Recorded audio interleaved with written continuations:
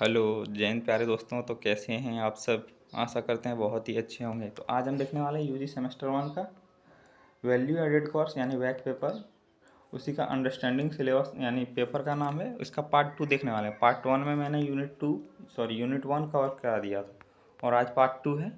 इसमें पूरा सिलेबस आप लोग का कवर हो जाएगा और क्वेश्चन हो जाएगा पूरा 175 क्वेश्चन हो जाएगा और काफ़ी हो जाएगा ये क्वेश्चन। आप लोग का एग्जाम में कितना 50 ऑब्जेक्टिव आएगा। आप लोग जानते हैं 50 मार्क्स रहेगा। 1.5 आवर्स आप लोग को टाइम दिया जाएगा, जिसमें पासिंग मार्क्स 20 रहेगा। आप यहाँ देख सकते हैं। तो 175 क्वेश्चन कर लीजिए, आप लोग के लिए एकदम रामबान हो जाएगा। एक भी क्वेश्चन हो सकता है जो आप लोग का पहले सिलेबस देख लीजिए, उसके बाद बताते हैं। देखिए यूनिट 2 का सिलेबस यहाँ आप देख सकते हैं, जिसमें क्या क्या पढ़ाना है आप लोगों को। फेस्टिवल एंड तीर्थ स्थल यानी जो जो त्यौहार होता है तीर्थ स्थल है उन सबको पढ़ना है। होली पढ़ना है, दीपावली पढ़ना है, दशहरा पढ़ना है, बैसाखी पढ़ना है, ओमान पढ़ना है, सोहराज सोहराज पढ़ना है, कर्मा पढ़ना है, द्वादश पढ़ना है, ज्योतिर्लिंग पढ़ना है यानी ज्योतिर्लिंग कितने हैं, 4 धाम पढ़ना है, कुंभ मेला पढ़ना है, अमरनाथ पढ़ना है, तातर पढ़ना है और कांवड़ यात्रा के रिलेटेड आप लोग याद रखिए कि झारखंड का जो देवघर है, आप लोग जिस मेरा सिटी ही आप लोग बताएं कि मैं भी देवघर में ही रहता हूँ। मेरा कह सकता हूँ डिस्ट्रिक्ट मेरा देवघर है। कांवड़ यात्रा देवघर झारखंड का सबसे बड़ा मेला कौन होता है, कांवड़ यात्रा का देवघर होता है। झारखंड का सबसे बड़ा मेला पूछा जाए तो क्या मानना है, देवघर का कांवड़ यात्रा। आप लोग याद रखिएगा। आगे बढ़ते हैं। आर्ट एंड क्या पढ़ना है, आर्ट एंड आर्टिकल्चर यानी कला एवं स्थापत्य कला पढ़ना है, जिसमें हिंदू टेम्पल आर्किटेक्चर एंड नागरा द्रविड़ शैली और वेसरा शैली, बुद्ध एंड जैन टेम्पल्स यानी बुद्ध का भी टेम्पल पढ़ना है, जैन टेम्पल्स पढ़ना है, उदयगिरी पढ़ना है, सांची स्तूप पढ़ना है, सारनाथ पढ़ना है, रॉक पढ़ना है। रॉक मतलब होता है चट्टान और केव मतलब चट्टान और गुफाएं पढ़ना है। टेम्पल्स पढ़ना है, एलिफेंट, अजंता, एलोरा, हिमालय टेम्पल, केदारनाथ, ये सब के विषय में आप लोग जानते होंगे थोड़ा थोड़ा। एंशियंट एंड मिडिवल टेम्पल्स, ये सब आप लोग को एकदम देखिए। आप लोग का सिलेबस ये जो दिया है, यह है कौन सिलेबस। आप लोग कंपिटेटिव या कोई भी सरकारी गवर्नमेंट एग्ज़ाम की तैयारी करते होंगे तो उसी के एग्ज़ाम में सब पढ़ना होता है। तो इस वही सब का सिलेबस है। तो चलिए आगे बढ़ते हैं, जिसमें देखिए सिलेबस आप तो देख ही लिए। सब में टेम्पल आप लोग का, अगर आप लोग हिंदू धर्म से रिलेटेड होंगे तो आप लोग का जो फ्यूचर प्लान है बूढ़ा होके, उस सब का जगह बता रहा है कि यहाँ यहाँ घूमने जाइए। तो विष्णु टेम्पल ये सब देखिए, केवल टेम्पल के बारे में पढ़ना है। यूनिट 2 का जी नंबर में एच में क्या पढ़ना है, डांस एंड म्यूजिक, जिसमें भरतनाट्यम पढ़ना है, कथक पढ़ना है, कथकली पढ़ना है, कुचिपुड़ी पढ़ना है, ओडिसी पढ़ना है, मणिपुरी पढ़ना है, सत्रिया पढ़ना है, मोहिनीअट्टम पढ़ना है, भांगड़ा बिहू पढ़ना है, गरबा पढ़ना है, बाहा अंजील पढ़ना है, डेंग एनजी पढ़ना एंड लहंगा एनजी पढ़ना है, संथाल डांस पढ़ना है, जिसमें music classical and Carnatic music. देखिए आप लोग का यहाँ सिलेबस जो है डांस एंड म्यूजिक में जो कथक है ये भी शास्त्रीय नृत्य है। आप लोग जानते हैं भारत में 7-8 शास्त्रीय नृत्य हैं। कितने, 8। जिसमें क्या क्या है, एक है कथक। कथक कहाँ मनाया जाता है, उत्तर प्रदेश में। दूसरा है कथकली। कथकली कहाँ मनाया जाता है, केरल में कुचिपुड़ी। आप लोग कुचिपुड़ी को याद कैसे करिएगा, कच्चा पुड़ी कौन खाएगा, तो आंध्र प्रदेश, आंध्रा लोग खाएगा। तो आप मैं आंध्र प्रदेश को रिलेट करने के लिए आंध्रा बोल रहा हूँ, तो आप लोग इसे रिलेट कर पाएंगे, याद कर पाएंगे। ओडिसी कहाँ मनाया जाता है, उड़ीसा में। ये से नाम से भी क्लियर हो रहा है। और मणिपुरी ही कहाँ मनाया जाता है, मणिपुर में। सत्रिया कहाँ मनाया जाता है, असम में। आप लोग याद रख सकते हैं। और मोहिनीअट्टम भी केरल के 2 डांस हैं, कौन कौन है, एक कथकली, दूसरा है मोहिनीअट्टम। भरतनाट्यम किसका है, यहाँ देख सकते हैं। पहला है भरतनाट्यम है तमिलनाडु का। भारत में कितना रहते हैं, तमिल जब लिखिएगा तो यहाँ क्या होता है, मिल। यानी भारत में मिल के आदमी रहते हैं कहाँ, मिल के लोग रहते हैं कहाँ, भारत में, यानी भारत में। तो इस प्रकार आप रिलेट करके याद रख सकते हैं। तो 8 क्या होते हैं, शास्त्रीय नृत्य, जिसमें एक क्या हो गया, एक हो गया भरतनाट्यम, दूसरा हो गया कथक, तीसरा हो गया कथकली, चौथा हो गया कुचिपुड़ी, पाँचवा हो गया ओडिसी, छठा हो गया मणिपुरी, सातवां हो गया सत्रिया और आठवां हो गया मोहिनीअट्टम। ये 8 क्या है, शास्त्रीय नृत्य हैं। आप लोग याद रखिएगा कितने शास्त्रीय नृत्य हैं, 8 नृत्य हैं शास्त्रीय। आगे बढ़ते हैं क्वेश्चन। अभी क्या पढ़ना है, लास्ट टॉपिक है अब की बार पढ़ना है, British colonialism colonialism. First war of independence यानी पहला युद्ध कौन था इंडिपेंडेंस पाने के लिए, तो 1857 का क्रांति। Role of revolution, Gandhi ji पढ़ना है। आज़ाद हिंद फौज के बारे में पढ़ना है। इन freedom movement, partition of India, preamble प्रस्तावना पढ़ना। And salient features of Indian constitution, यानी इंडियन कॉन्स्टिट्यूशन मतलब भारतीय संविधान के जो साइलेंट यानी शांत फीचर हैं, कह सकते हैं छिपा हुआ जो फीचर है उस सब के बारे में पढ़ना है। बेसिक प्रिंसिपल ऑफ गवर्नमेंट पढ़ना है, यानी गवर्नमेंट का क्या बेसिक, यानी बेसिक क्या कहता है, न्यू प्रिंसिपल, यानी जो जरूरी हो या नींव मतलब क्या हो गया, जब आप घर बना रहे तो वो नींव डाला, तो बेसिक उसी को कहा जाता है, नींव को कहा जाता है। सिस्टम जाइड धर्मा पढ़ना है। धर्म चक्र परिवर्तन, याथो धर्मस्यो जह पढ़ना है। सत्यम शिवम सुंदरम, ज्ञान विज्ञान विमुक्ते। तो देखिए यही आप लोग का सिलेबस है। देखिए जिसमें कितना कितना देख सकते हैं, एक यूनिट में FGHI, ये सब आप लोग का यूनिट में बांट दिया है। तो इस सब के विषय में चलिए क्वेश्चन आंसर करते हैं। तो पहला यूनिट में, यूनिट 2 में पहला टॉपिक्स क्या था, फेस्टिवल एंड तीर्थ स्थल। तो चलिए इस सब का क्वेश्चन करते हैं। होली किस महीने में मनाया जाता है, आप लोग जानते हैं होली किस महीने में मनाया जाता है, तो फाल्गुन में मनाया जाता है। दीपावली किस महीने में मनाया जाता है, तो कार्तिक मास। दीपावली और भाई दूज दोनों किस महीने में मनाया जाता है, कार्तिक मास। आप लोग याद रखिए कार्तिक मास। और फाल्गुन में और क्या मनाया जाता है, फाल्गुन में चैत्र में नवरात्रि मनाया जाता है। आप लोग याद रखिए चैत्र, अभी नवरात्रि चल रहा है। अभी चैत्र ईद भी मनाया जाता है, देख सकते हैं अभी ईद मना रहा है। दीपावली किससे जुड़ा है, तो दीपावली बता दिए आप लोग को कब मनाया जाता है, कार्तिक मास में मनाया जाता है। दीपावली और भाई दूज आप लोग याद रखिए कब मनाया जाता है, कार्तिक माह में। दीपावली का किस देवी से संबंध से जुड़ा है, कह सकते हैं तो बी नंबर लक्ष्मी। आप लोग जानते होंगे दीपावली के दिन लक्ष्मी का पूजा भी किया जाता है। और एक बात याद रखिएगा, देवताओं का शहर किसे कहा जाता है, आप लोग याद रखिए देवताओं का शहर किसे कहा जाता है, तो देवघर को कहा जाता है। आप लोग कितने लोग देवघर से हैं तो बताइए, आप लोग कमेंट कीजिए कितने लोग देवघर से हैं। मेरा भी होम डिस्ट्रिक्ट है देवघर। दशहरा किसकी विजय का प्रतीक है, तो किसकी विजय का प्रतीक है, तो बी नंबर हो जाएगा राम के विजय का प्रतीक।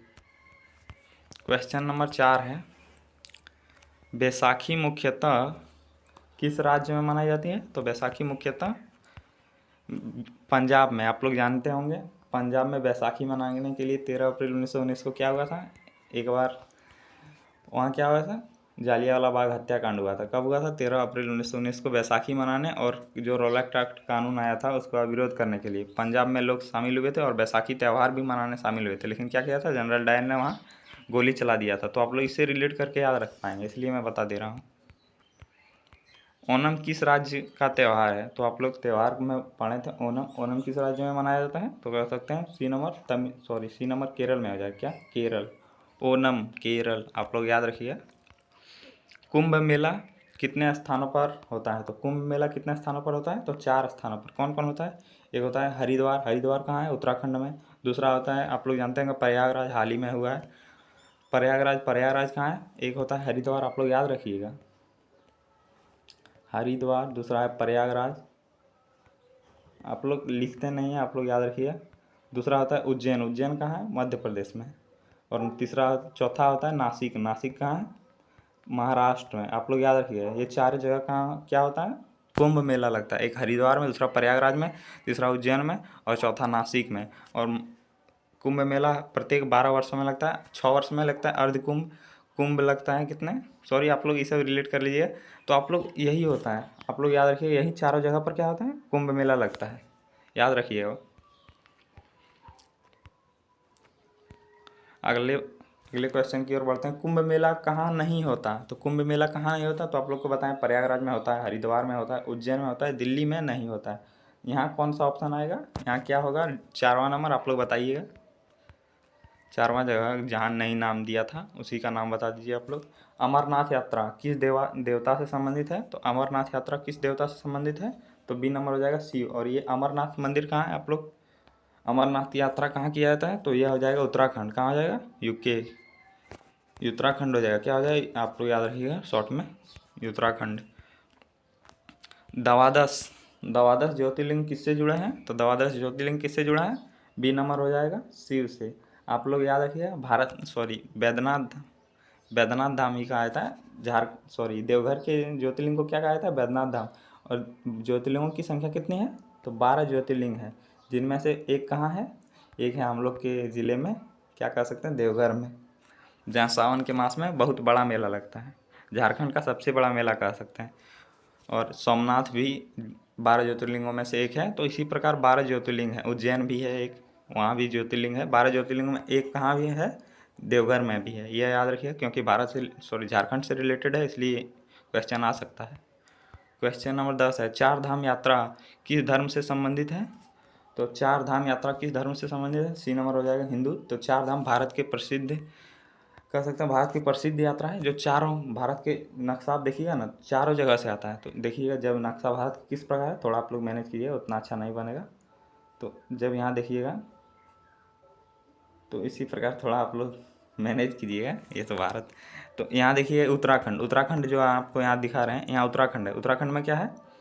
उत्तराखंड में चार जगह चार धाम है। यहाँ पुरी है यानी जगन्नाथ, और यहाँ नासिक, यहाँ है क्या? रामेश्वरम, तमिलनाडु में। तमिलनाडु में रामेश्वरम है, यहाँ पुरी है। आप लोग यहाँ उड़ीसा, उड़ीसा में पुरी है यानी पूर्व स्थान में, और यहाँ है रामेश्वरम जो तमिलनाडु में है। और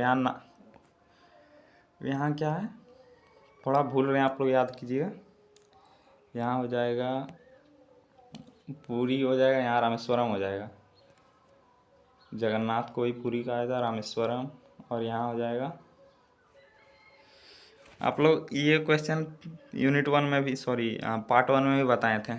इसी प्रकार है, यानी चारों जगह, गुजरात के जगह में यहाँ सोमनाथ शायद होगा, तो चारों धाम कहा जाता है। एक यहाँ का भूल रहे हैं। आप लोग कमेंट करके बताइए उत्तराखंड में कौन सा धाम है? शायद केदारनाथ हो गया है। आप लोग बताइएगा कमेंट करके। 10 नंबर का क्वेश्चन नंबर यहाँ 11 से आर्ट एंड कल्चर, यानी कला एवं स्थापत्य कला का क्वेश्चन लिए हैं। नागर शैली कहाँ पाई जाती है? तो नागर शैली कहाँ पाई जाती है? उत्तर भारत में हो जाएगा। देखिए नागर शैली पूछा जाए तो हमेशा क्या मारना? उत्तर भारत में। यानी नागर शैली क्या होता है? मंदिर जो बनाने का कला टाइप होता था। देखिएगा, अब जब देखिएगा कहाँ, दक्षिण भारत में मंदिर किस प्रकार के होते हैं? इस प्रकार के, आप लोग मैनेज कीजिएगा, उतना अच्छा नहीं, तो इस शैली में होते हैं, तो इसको द्रविड़ शैली कहा जाता है। और जब जो उत्तर भारत के मंदिर देखिएगा तो उनसे नागर शैली कहा जाता है। तो बी नंबर इसका आंसर बताए थे, उत्तर क्या हो जाएगा? उत्तर भारत में हो जाएगा।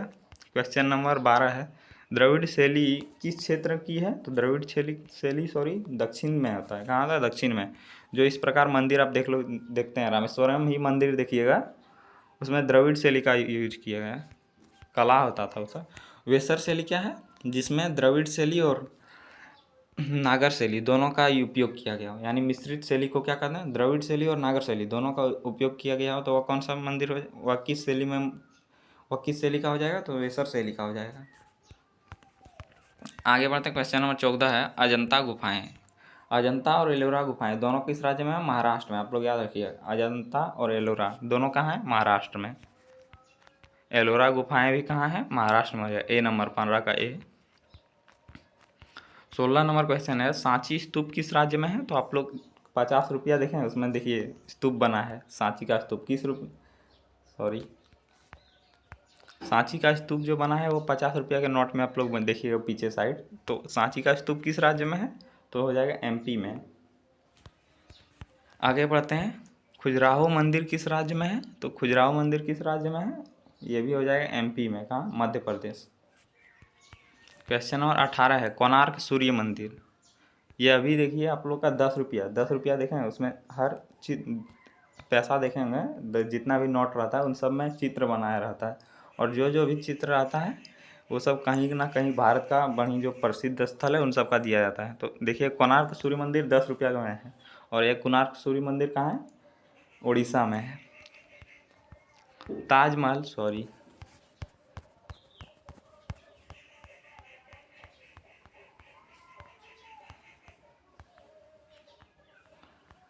ताजमहल कहाँ स्थित है? यहाँ क्वेश्चन, कोणार्क सूर्य मंदिर आप लोग को कहाँ बताएं? उड़ीसा में है। ताजमहल कहाँ स्थित है? आप लोग को जानते होंगे ताजमहल कहाँ स्थित है।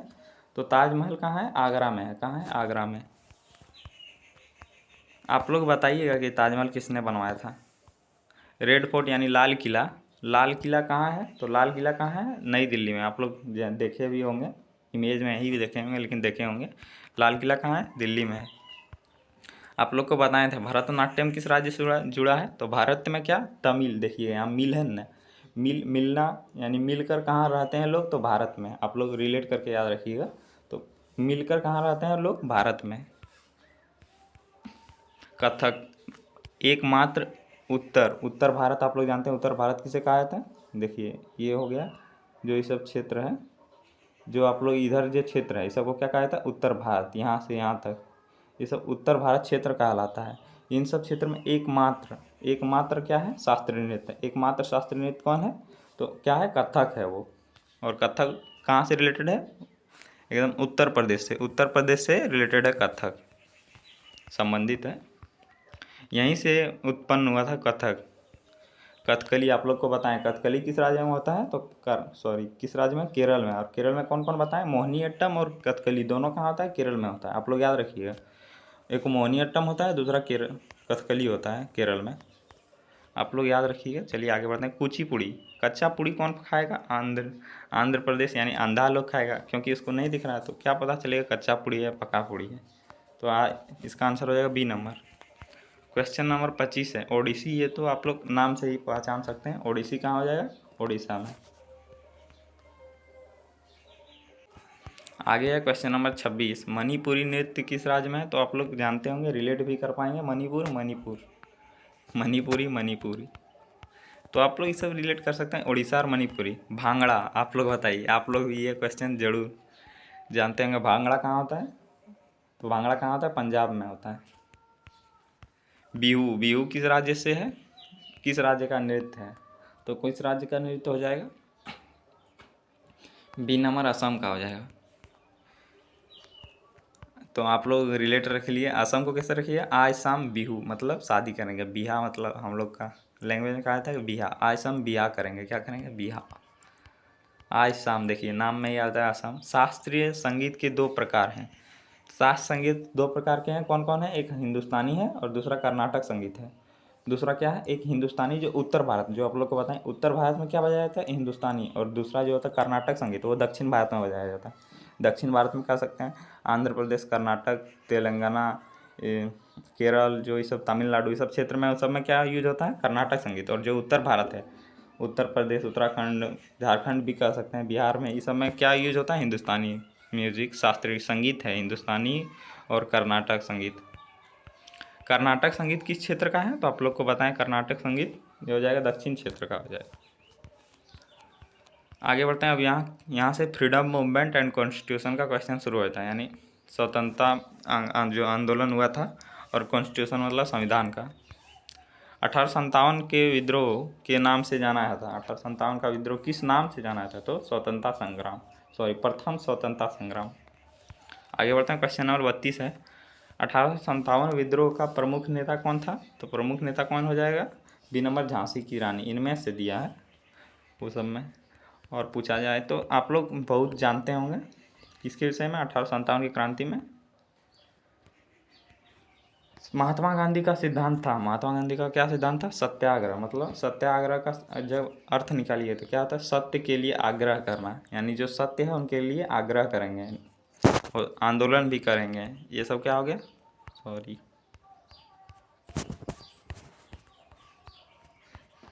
सत्याग्रह हो गया था। आगे बढ़ते हैं, क्वेश्चन नंबर 34 है, आज़ाद हिंद फौज के संस्थापक कौन थे, तो आप लोग जानते हैं आज़ाद हिंद के फौज के संस्थापक कौन थे, तो क्या हो जाएगा, सुभाष चंद्र बोस। और कहाँ गठन किया था, जर्मनी में किया था। कहाँ किया था, जर्मनी में। आप लोग सुभाष चंद्र बोस के बारे में जानते होंगे, भारत में बहिष्कृत, आप लोग जानते हैं 19 में एक बार चुनाव हुआ था, तो 1942 में शायद हुआ था। त्रिमोची संकट ने क्या कहा था, उसी जिसमें क्या हुआ था, कांग्रेस का अध्यक्ष चुनना था, तो महात्मा गांधी का एक सदस्य पट्टाभी सीतारामैया को खड़ा किया गया था। फर्स्ट टाइम चुनाव हुआ था कांग्रेस में, कांग्रेस का अध्यक्ष बनने के लिए पट्टाभी सीतारामैया महात्मा गांधी ने खड़ा किया था, और सुभाष चंद्र बोस अकेले खड़े हुए थे। तो जब दोनों का चुनाव किया गया, कांग्रेस के अध्यक्ष, हर साल आप लोग जानते हैं कांग्रेस का अध्यक्ष चुना जाता था, तो महात्मा गांधी के जो पट्टाभी सीतारामैया, उसका महात्मा गांधी ने कहा था, पट्टाभी सीतारामैया की जीत हमारी जीत है, और सुभाष चंद्र बोस दोनों खड़ा हुए थे कांग्रेस का अध्यक्ष बनने के लिए। दोनों जब खड़ा हुए थे तो दोनों में जब चुनाव हुआ तो दोनों का जब जीत हुआ तो जीत हो गया सुभाष चंद्र बोस का। तब सोच सकते हैं कि जो महात्मा गांधी और सुभाष चंद्र बोस का दोनों का पैरेलल छवि था। सोचिए, महात्मा गांधी ने एक अपने सदस्य को, अपना कह सकते हैं जो भी रिलेटेड होगा, उसको पट्टा भी सीतारमैया को खड़ा कर दिया किसके अगेंस्ट, सुभाष चंद्र बोस के। तो उसमें जीत किसका हुआ था? सुभाष चंद्र बोस। लेकिन कांग्रेस का अध्यक्ष ने मना कर दिया कि हम सुभाष चंद्र बोस के साथ कार्य नहीं करेंगे। तो इससे क्या किया था? सुभाष चंद्र बोस ने कांग्रेस की अध्यक्षता को इस्तीफा दे दिया था और क्या किया था? विदेश चल गए थे सैनिक जुटाने के लिए। भारत में सैनिक सहयोग नहीं मिला तो विदेश में जाके सैनिक सहयोग जुटाए थे। तो कहाँ से जुटाए थे? जापान में भारत के बहुत लोग गिरफ्तार थे, वो सबको आज़ाद करके वहाँ आज़ाद हिंद फौज बनाया। क्या बनाया था? आज़ाद हिंद फौज। तो इसका आंसर क्या आ जाएगा? भारत का विभाजन कब हुआ था? तो आप लोग जानते हैं 1947 में हुआ। ये क्वेश्चन हो गया है। सुभाष चंद्र बोस का आंसर बता दिए थे। तो भारतीय संविधान कब लागू हुआ? ये तो आप लोग जानते होंगे। कब हुआ था? 26 जनवरी को हुआ था। 26 जनवरी 1950 को, पूरा डेट याद रखिए। और बन के तैयार कब हुआ था? 26 नवंबर 1949 को। संविधान की प्रस्तावना में क्या है? तो संविधान की प्रस्तावना मतलब क्या था? परिचय। प्रस्तावना को इंट्रोडक्शन कह सकते हैं, परिचय कह सकता है, भूमिका कह सकता है। तो इन सबको प्रस्तावना भी कह सकता है। तो बी नंबर का आंसर क्या है? उद्देश्य क्या है संविधान का? अरे भाई,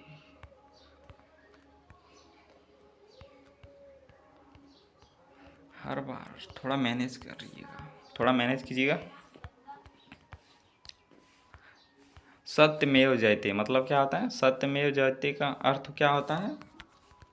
तो इसका आंसर क्या आ जाएगा? सत्य की जीत। सत्य हमेशा जीतता रहे। धर्मचक्र प्रवर्तनाय किससे जुड़ा है? तो धर्मचक्र प्रवर्तनाय, इसका आंसर क्या आ जाए? ए नंबर, बौद्ध से। आप लोग जानते हैं धर्मचक्र प्रवर्तन यह किससे रिलेटेड है? महात्मा बुद्ध से। आप लोग याद रखिए। सत्यम शिवम सुंदरम, सत्यम शिवम सुंदरम का अर्थ है, तो सत्यम शिवम सुंदर का अर्थ है सत्य शिव सुंदर है। ओ भाई, हर बार ऐसा हो रहा है, थोड़ा आप लोग मैनेज कीजिएगा। जब मेरे पास 2 मोबाइल, एक मोबाइल से बनाते हैं तो ये सही, क्योंकि इसमें जब देखिएगा जो साइड में आप लोग का कट बटन आता है उसी के कारण ये हो जाता है। यहाँ हो गया था। क्वेश्चन नंबर 41 है, एलोरा गुफाओं किन किन धर्मों के स्मारकों पाए जाते हैं? तो आप लोग जानते होंगे हिंदू और बौद्ध दोनों। वहाँ देखिएगा 43 गुफा है। कितना है? 43। 1 से 11 तक, जिसमें बौद्ध धर्म है, यहाँ सी नंबर आंसर होगा, वही तो बोल रहे थे। कितना? 43 गुफा पाया जाता है। कितना? 43 गुफा होता है। 1 से 11 कितना है? 1 से 11 बौद्ध लोगों का है। 1 से 11 बौद्ध लोगों का है। 12 से, आप लोग याद रखिएगा, 12 से कितना? 12 से हो जाएगा 12 से 39 हो जाएगा। कितना? 12 से शायद 39 होगा। 12 से 39 अभी पूरा क्लियर नहीं है, आप लोग एक बार हो सकता है चेक कर लीजिएगा। 12 से 39 किसका हो जाएगा? हिंदू मंदिर का। 12 से 39 हिंदू गुफाएँ हैं, 1 से 11 बौद्ध गुफाएँ हैं, और जो बचा 40 से 43 ये कितना है? ये जैन धर्म के लिए है। तो तीनों धर्मों का गुफाएँ हैं। कहाँ हैं? एलोरा गुफा में। आगे बढ़ते हैं। क्वेश्चन नंबर 42 है, सांची स्तूप का निर्माण किसने कराया? तो इसका आंसर क्या आ जाएगा? बी नंबर, अशोक ने कराया था। क्वेश्चन नंबर 43 है, सारनाथ में बुद्ध ने क्या किया? तो सारनाथ में बुद्ध ने क्या किया था? पहला उपदेश दिया था, प्रथम उपदेश दिया था। ज्ञान प्राप्ति कहाँ हुई थी? बोध गया में। जन्म क्या लिया था? कपिल वस्तु नामक लुम्बिनी गांव, आप लोग याद रखिए, कपिल वस्तु नामक लुम्बिनी गांव में। और निर्वाण प्राप्ति कहाँ किया था? आप लोग ये कमेंट करके बता दीजिए। D number. कोणार्क सूर्य मंदिर का निर्माण किस वंश ने कराया था? तो आप लोग को बताया था कोणार्क सूर्य मंदिर कहाँ है। आप लोग कमेंट करके बताइएगा, नहीं कमेंट करके बताइए, कम से कम याद रखिएगा कि कोणार्क सूर्य मंदिर कहाँ है। तो इसका आंसर क्या आ जाएगा? सी नंबर, गंगा वंश ने। ओ भाई, आज क्या हो रहा है?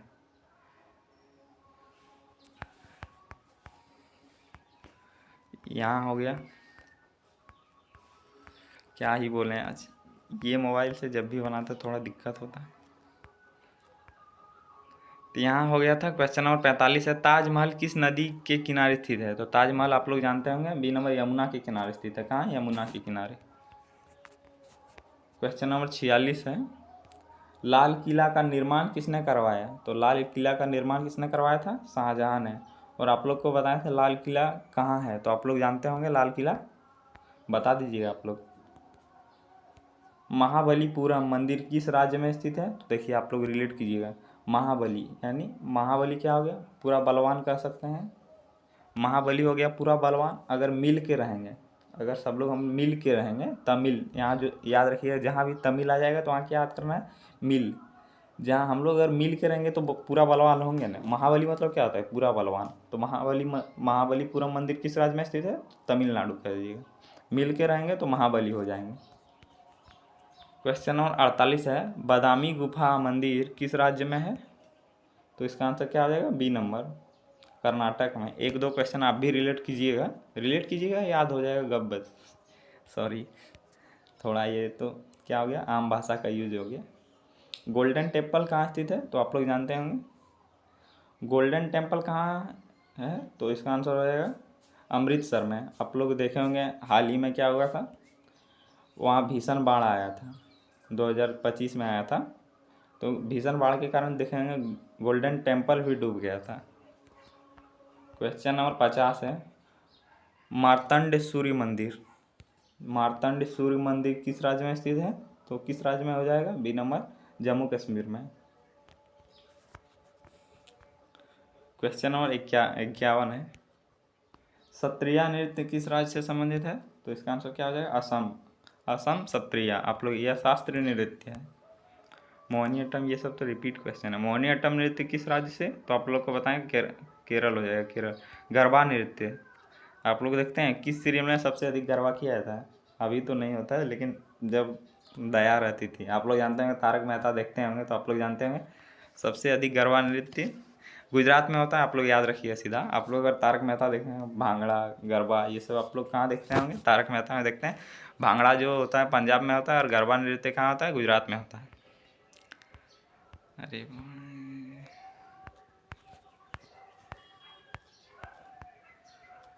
सॉरी, आप लोग थोड़ा मैनेज कीजिएगा, अगली बार से प्रयास करेंगे। गरबा नृत्य किस राज्य से संबंधित है? तो आप लोग को बताएं कहाँ? गुजरात हो जाएगा।